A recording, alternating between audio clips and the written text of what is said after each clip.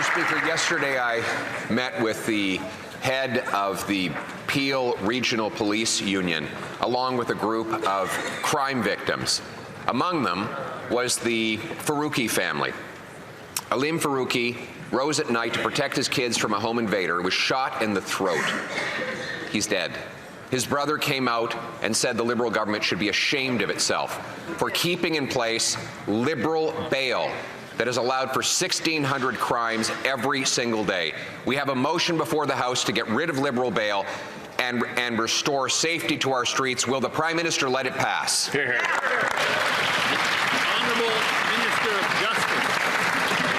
Mr. Speaker, obviously, when such violent circumstances arise in communities across the country, it's incumbent upon members of Parliament on both sides of the aisle to condemn them unreservedly. I would remind my honourable colleague some of the laws that he points to in his many promises, including ones pertaining to self-defence, were in fact put into Canada's laws when the Conservatives left held power while Stephen Harper was Prime Minister and the Leader of the Opposition was in his cabinet. Mr. Speaker, moving forward, Conservatives, Liberals and others will see some of the strongest reforms being put in place when it comes to changing the bail system in this country and when it comes to adopting stiffer sentences for serious crimes. You guys really broke the country, now you're offering to sell the solution. Mr. Speaker, the Prime Minister promised he would negotiate a big win in terms of the U.S. and get a deal before July 21st. Tomorrow, he'll be announcing the deal he will get with the U.S. President. The PMO has indicated to the media that there'll be full elimination of tariffs on aluminum and steel.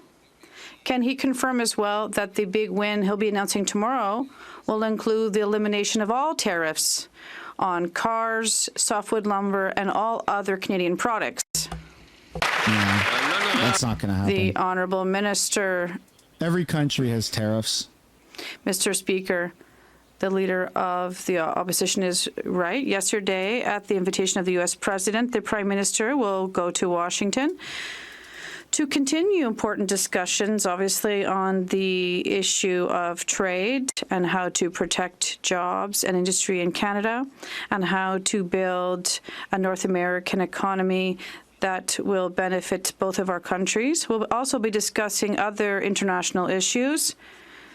And, Mr. Speaker, I would be surprised if the Leader of the Opposition was not happy with this commitment from our U.S. partner. The Prime Minister promised that he was going to negotiate a win with the President, that he'd have a deal by July 21st. Here we are in October, and tomorrow the Prime Minister is going to the White House to announce this deal.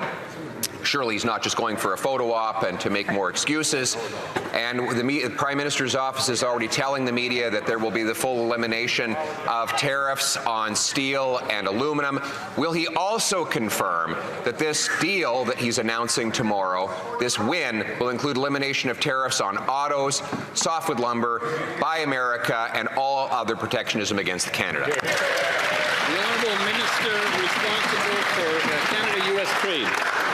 Mr. Speaker, I remember the Leader of the Opposition and some of his colleagues criticizing for the government for not having enough direct face-to-face engagement with the President of the United States. So good news, Mr. Speaker. The President has invited the Prime Minister to a working meeting tomorrow in Washington, followed by a working lunch. Obviously, Mr. Speaker, the conversation will center on trade issues and what we want to do to protect Canadian industries and Canadian workers. At the same time, building an economy in North America that's in the interest of both countries. And the discussion will also talk about a series of other international issues.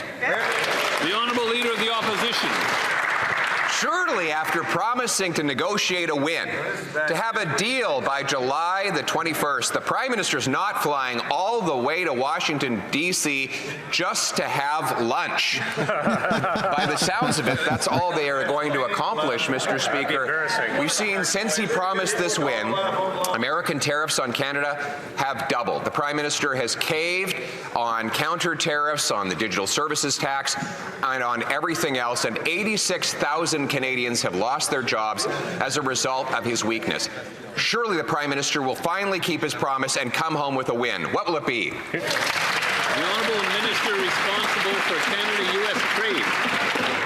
Mr. Speaker, Canada is currently in the best position of any major trading ally of the United States. But we've said consistently, Mr. Speaker, that we have work to do with our American partners on sectoral tariffs. We have work to do in building an economy in North America that's in the interest of Canadian businesses and Canadian workers. That's exactly the conversation that the Prime Minister will have with the President. And Mr. Speaker, was the Leader of the Opposition suggesting if the President of the United States invites you to go to Washington for a meeting and a working lunch, we should have just said no and hung the phone up? Yeah, if you're doing elbows up, that's exactly what you should have done.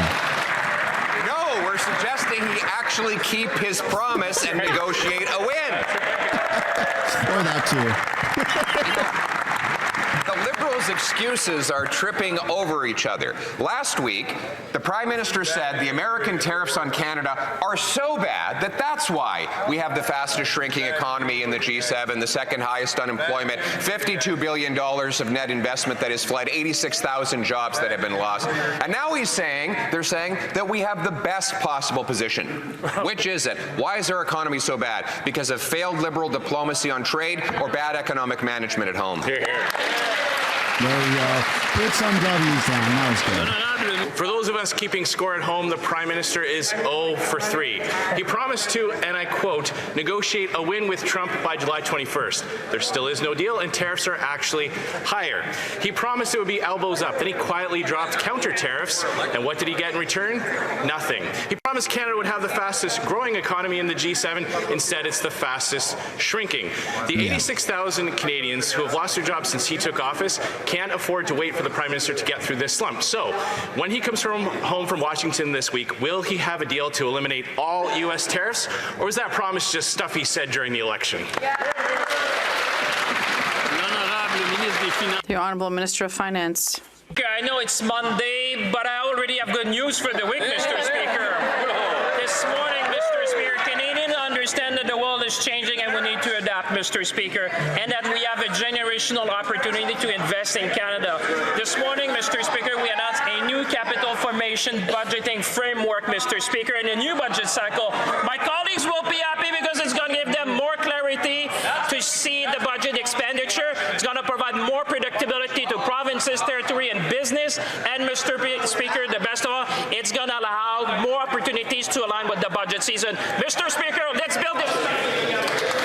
The honourable member for Regina Capel. Changing the date they tell Canadians how bad inflation and deficits is going to be isn't going to give comfort to anybody, Mr. Speaker. And they have to get their story straight. When they're asked about job losses here at home, they say it's all because of U.S. tariffs. When they're asked why the Prime Minister can't get a win on those tariffs, they say Canada already has the best deal and that those tariffs don't apply to most goods. Both of those excuses cannot be true at the same time. But here is what is true. The deficit here has doubled. Canada has the second highest unemployment in the G7. 86,000 people have lost their jobs. So what is the reason? His failed trade diplomacy abroad or his failed economic policies at home?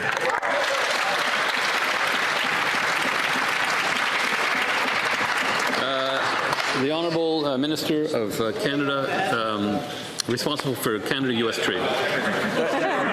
That's exactly it, Mr. Speaker. Thank you.